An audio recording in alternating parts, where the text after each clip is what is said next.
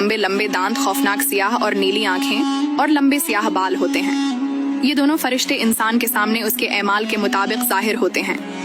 अगर मरने वाला शख्स नेक था तो ये दोनों फरिश्ते खूबसूरत और नूरानी शक्ल में जाहिर होते हैं, और अगर मरने वाला शख्स गुनाहगार है तो ये दोनों फरिश्ते इंतहाई खौफनाक शक्ल में जाहिर होते हैं, जिनका कोई तसव्वुर भी नहीं कर सकता।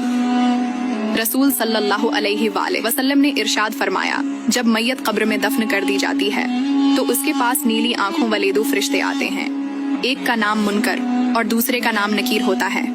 ये दोनों फरिश्ते उस मरने वाले शख्स से सवाल करते हैं, तेरा रब कौन है? अगर तो मरने वाला शख्स नेक हो तो वो जवाब देता है कि मेरा रब अल्लाह ताला है। उसके बाद दूसरा सवाल किया जाता है कि तेरा दीन कौन सा है? अगर तो मरने वाला शख्स नेक हो तो वो जवाब देता है कि मेरा दीन इस्लाम है। इसके बाद सवाल किया जाता है कि तेरा नबी कौन था?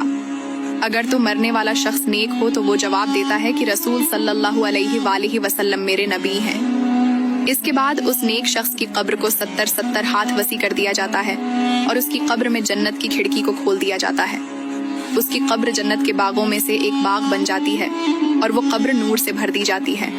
उसके बाद मुनकर नकीर उस नेक शख्स से कहते हैं कि अब तुम सो जाओ और आराम करो। उस वक्त वो नेक शख्स मुनकर नकीर से कहता है कि मैं अपने घर वालों के पास जाना चाहता हूँ ताकि मैं उनको अपने अच्छे अंजाम का बता सकूं। तो उस वक्त मुनकर नकीर में से एक फरिश्ता उस शख्स से कहता है कि नहीं, अब तुम दुनिया में वापस नहीं जा सकते। आप तुम ऐसे शख्स की तरह सो जाओ कि जिसे कोई नहीं जगा सकता सिवाय अल्लाह के। दोस्तों, अगर मरने वाला शख्स काफिर, मुशरिक या गुनाहगार हो तो मुनकर नकीर फरिश्ते उसके सामने उसके एमाल के मुताबिक जाहिर होते हैं, यानी खौफनाक शक्ल में आते हैं और उससे भी यही 3 सवाल करते हैं कि तेरा रब कौन है, तेरा दीन कौन सा है और तेरा नबी कौन है।